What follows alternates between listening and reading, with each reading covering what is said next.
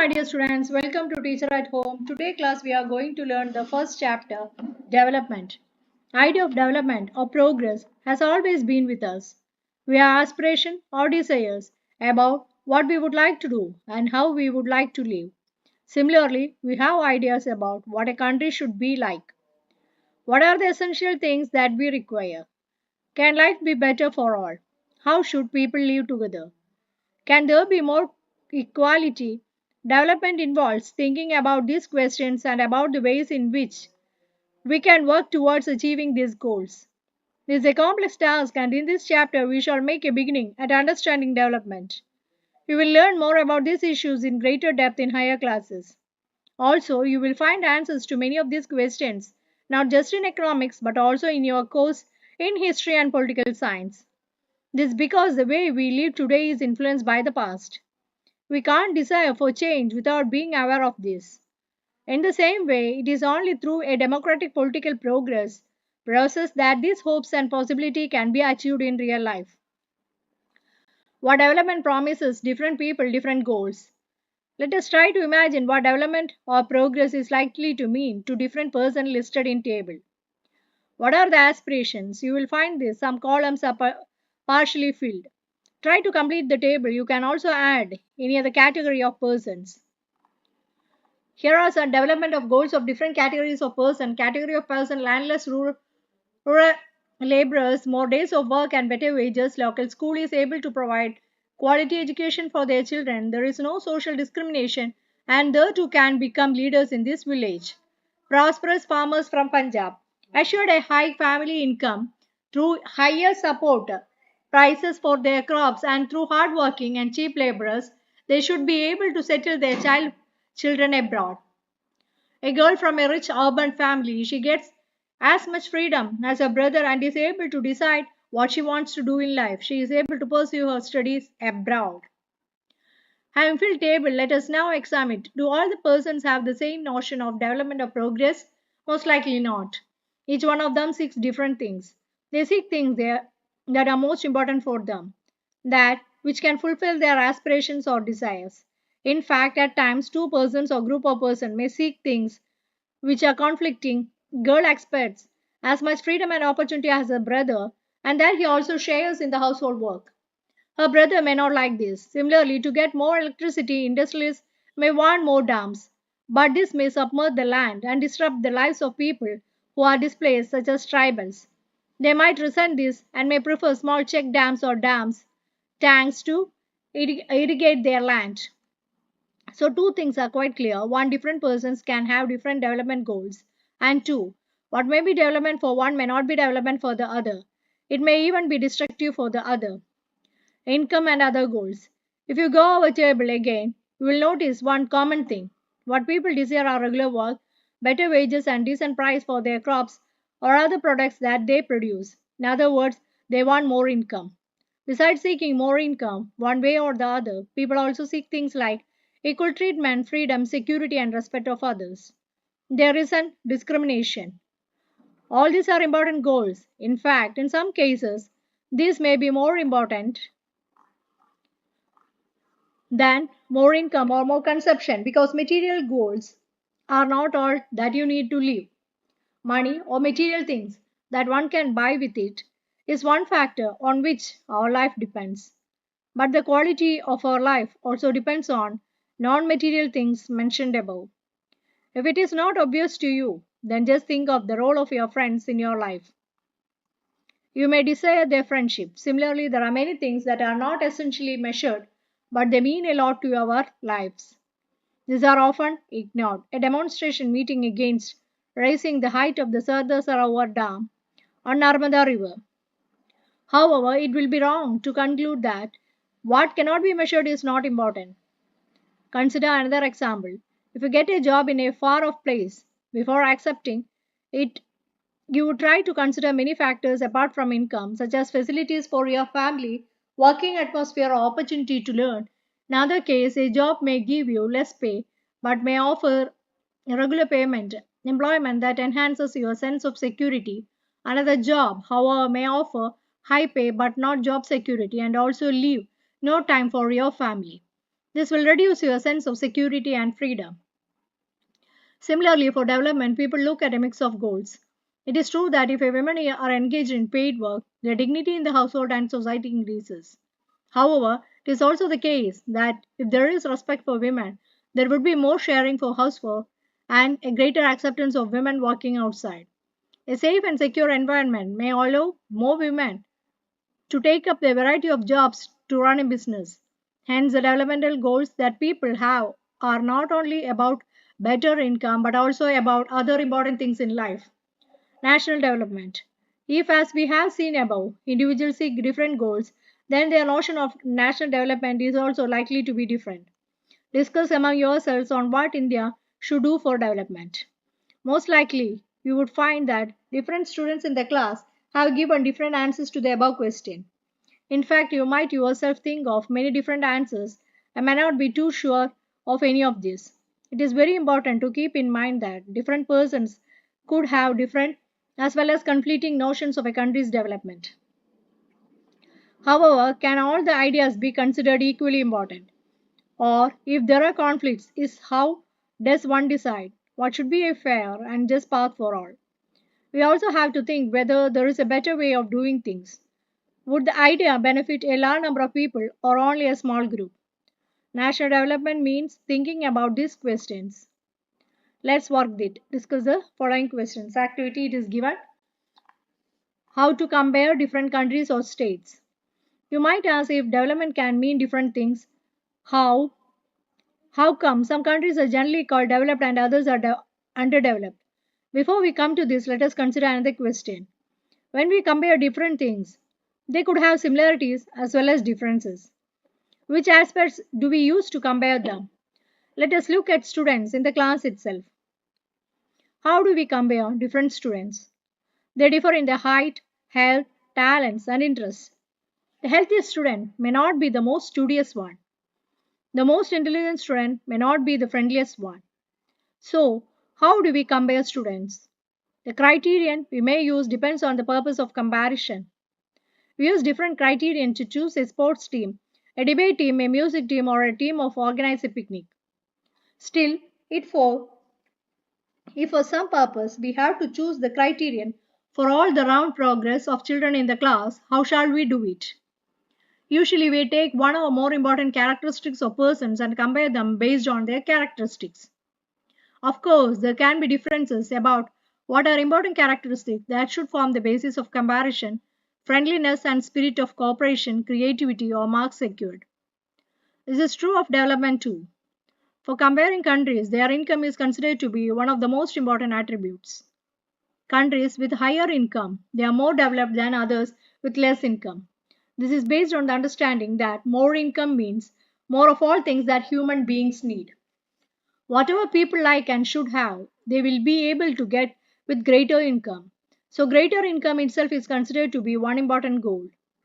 Now, what is the income of a country?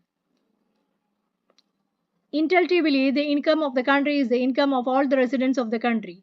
This gives us the total income of the country. However, for comparison between countries, total income is not such an unuseful measure. Since countries have different populations, comparing total income will not tell us what an average person is likely to earn. Are people in one country better off than others in the different country? Hence, we compare the average income, which is the total income of the country divided by its total population. Average income is also called per capita income. In World Development Reports brought out by the World Bank, this criterion is used in classifying countries.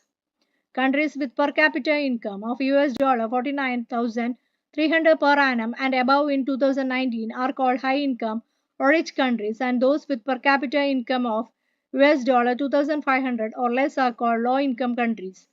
India comes in the category of low middle income countries because its per capita income in 2019 was just US 6,700 per annum.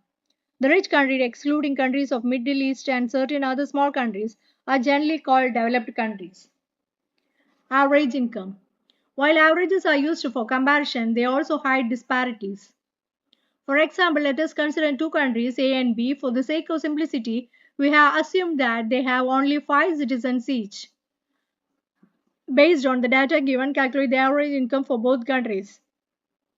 Will you be equally happy to live in both these countries and both equally developed? Perhaps some of us may like to live in a country B if we are assured of being its fifth citizen, but if it is a lottery that decides our citizenship number, that perhaps most of us prefer to live in country A. Even though both the countries have identical average income, country A is preferred because it has more equitable distribution. In this country, people are neither very rich nor extremely poor. On the other hand, most citizens in country B are poor and one person is extremely rich. Hence, while average income is useful for comparison, it does not tell us how this income is distributed among people. Country with no rich and no poor, country with rich and poor. Income and other criteria.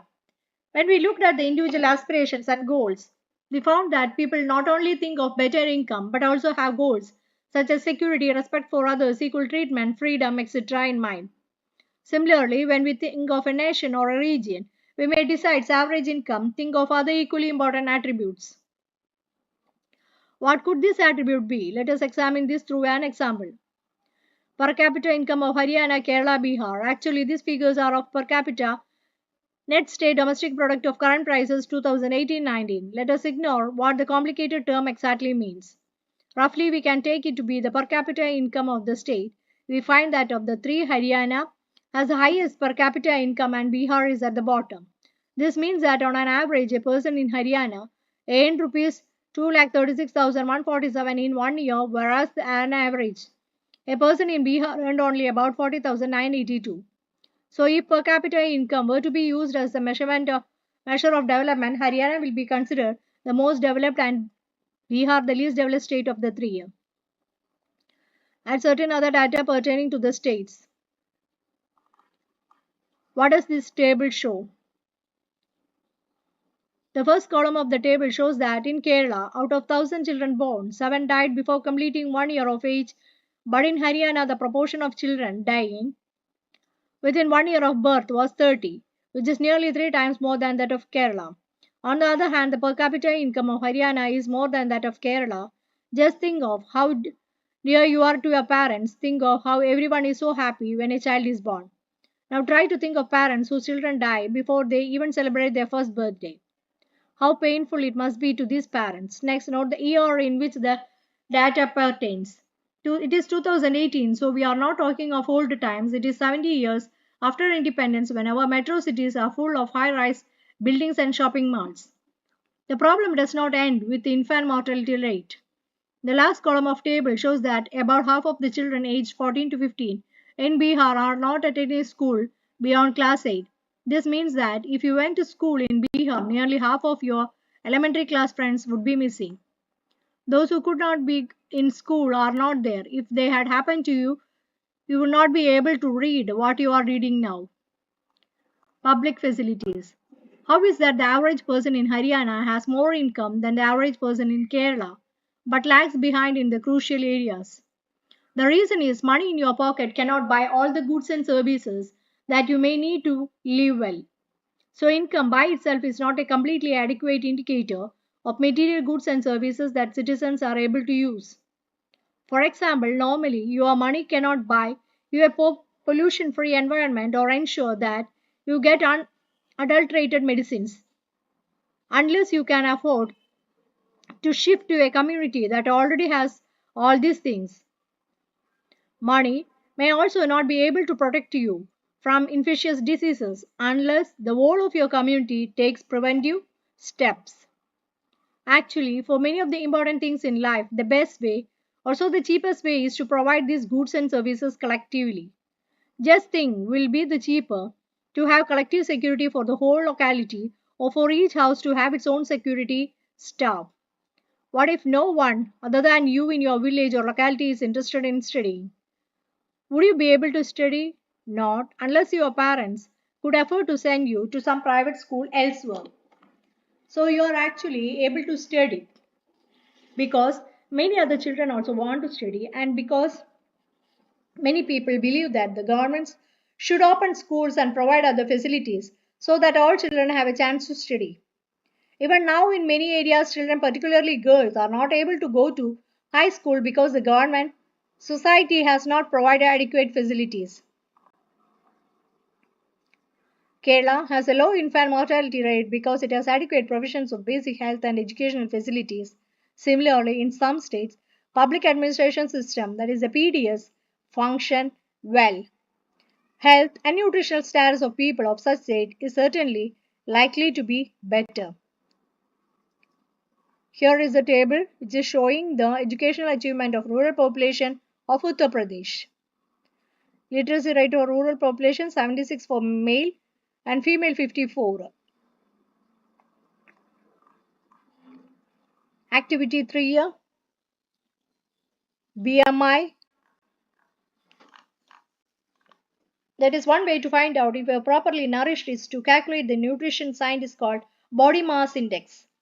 This is easy to calculate.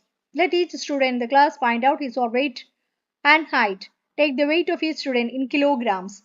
Then take the height by drawing a scale on the wall and measuring accurately with the head straight. Convert the height recorded in centimeters into meters.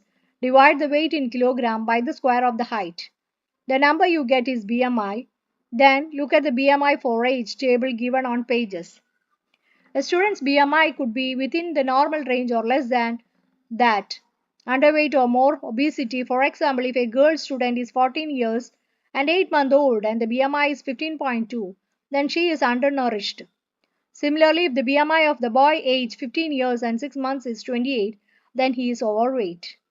Discuss the life situation, food and exercises habits of students in general without body shaming anyone. Human Development Report. Once it is realized that even though the level of income is important, it is an inadequate measure of the level of development, we begin to think of other criteria. There could be a long list of such criterion, but then it would be so useful. What we need is a small number of the most important things, health and education indicators, such as the ones we used in comparison of Kerala and Haryana are among them. Over the past decade or so, health and education indicators have come to be widely used along with income as a measure of development. For instance, Human Development Report published by UNDP compares countries based on the educational levels of the people, their health status and per capita income.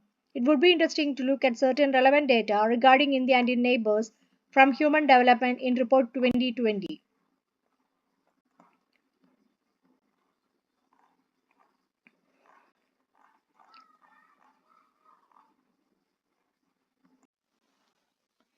Isn't it surprising that a small country in our neighborhood, Sri Lanka, much ahead of India in every aspect, respect, and a big country like ours has such a low rank in the world? Table shows that the Nepal and Bangladesh have low per capita income than that of India, yet they are better than India in life expectancy.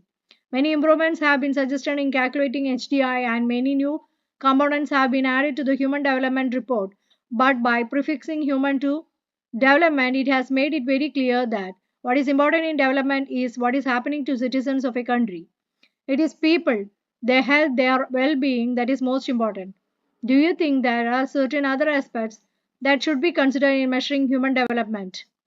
Sustainability of development. Suppose for the present that a particular country is quite developed, we would certainly like the level of development to go up further or at least be maintained for future generations. This is obviously desirable, however, since the second half of the 20th century, a number of scientists have been warning that the present type and levels of development are not sustainable. We have not inherited the world from our forefathers, we have borrowed it from our children. Example 1, groundwater in India. Recent evidence suggests that the groundwater is under serious of overuse in many parts of the country. About 300 districts have reported a water level decline of 4 meters during the past 20 years. Nearly one third of the country is overusing their groundwater resource.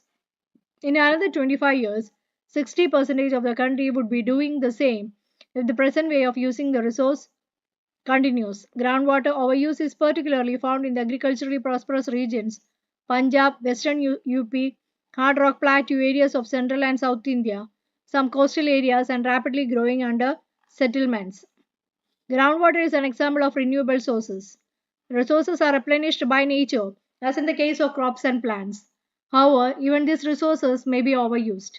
For example, in the case of groundwater, if we use more than what is being replenished by rain, then we would be overusing this resource. Non renewable resources are those which will be exhausted after a few years of use. We have a fixed stock on earth which cannot be replenished. We do discover new sources that we not be known of earlier. New sources in this way add to the stock. However, over time, even this will be exhausted. Exhaustion of natural resources.